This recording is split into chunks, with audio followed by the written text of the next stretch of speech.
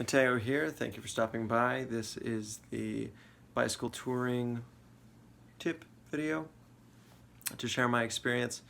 I've ridden Toronto to Miami twice, two different ways. Second time I went down the Gulf Coast as far south as Guatemala, going through Mexico and Belize.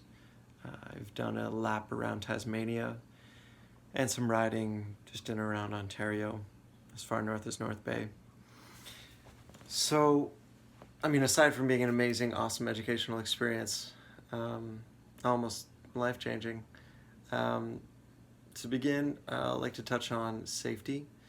The main safety tip that I give people sounds a little crazy, but if you don't have any shoulder and there's high traffic, I always go against traffic. The first time that I rode in Miami, I rode with traffic. After the second, my second trip, I went against traffic the entire way.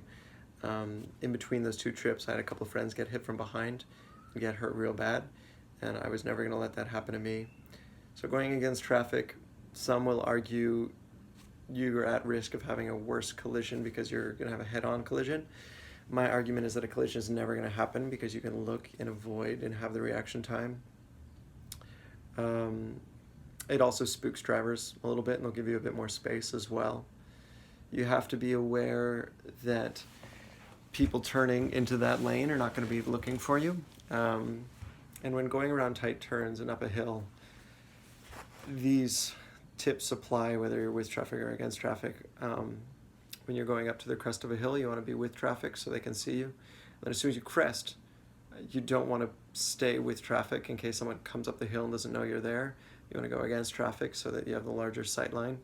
And then same with a turn. If you're coming up to a tight turn, turning right, then you would be with traffic. As soon as you get around the tight turn, go against traffic, unless it's like an S. Then it doesn't matter. Then it's just dangerous. So then you go against traffic if there's a longer sight line, so if someone doesn't come around the turn, they're not gonna clip you. So yeah, when you don't have a nice big shoulder against traffic, and the turns and hills, other than that, I'd say the safety gear that I've been preaching in some of my other videos, the air horn, the rear view helmet mirror, especially if you are riding with traffic, or just a helmet mirror of any kind. A good helmet. There's a lot of controversial discussion about having a weapon on you in bicycle touring.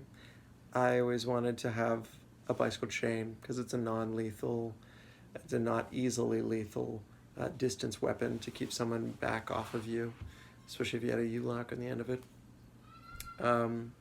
Keeping your bicycle, this isn't safety, but safety for your bicycle.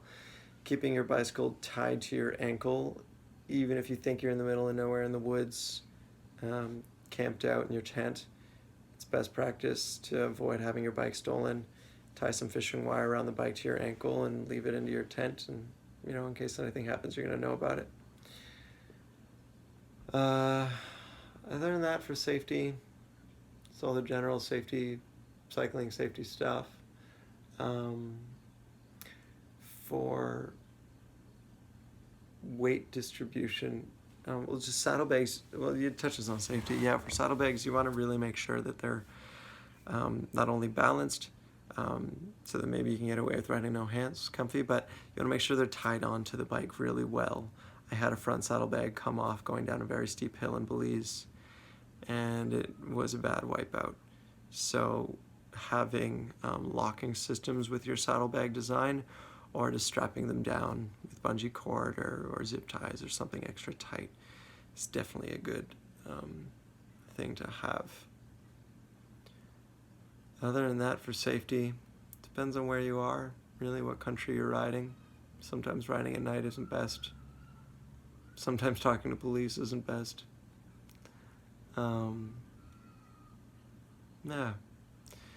I think that's it for safety. Other than that, for spare parts and stuff, you always want to have strong bolts for your racks. I recommend steel racks. I recommend you read up on the different metal qualities that you can get for your bolts, and getting really strong mounting bolts, having replacements. Replacements of everything you think could break down, spokes, chains, More tools the merrier, I'd say. And for food, it's nice to always have some food that you have to cook that you're never going to really go through because they're not easily prepared. If you really run out of food, you're stuck in the middle of nowhere, you have that reserved food. I love the notion of making food on the bike, so like sprouts, growing sprouts in a jar with holes in the bottom, drying fruit, in a dehydrator in the back of the bike.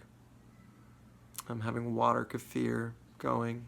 Hydration, of course, being very important. I would put 2 water sacks in my front saddlebags with the tubes wrapped around my handlebars. So all I had to do was lean over and suck from those tubes to make it really easy to keep hydrated. Protecting the skin, of course. Glasses, so you don't get anything in your eye. My one touring mate once got a bumblebee in his ear.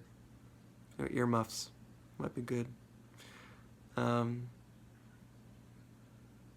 I have a whole document full of touring tips if you really want more tips written out. I didn't look at it for this video. This is meant to be quick, but if you want more tips, I have a whole bunch from my bicycle touring workshops that I've given.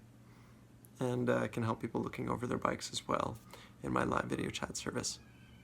So, it was very brief. Those are my main tips for bicycle touring. Thanks. Cheers.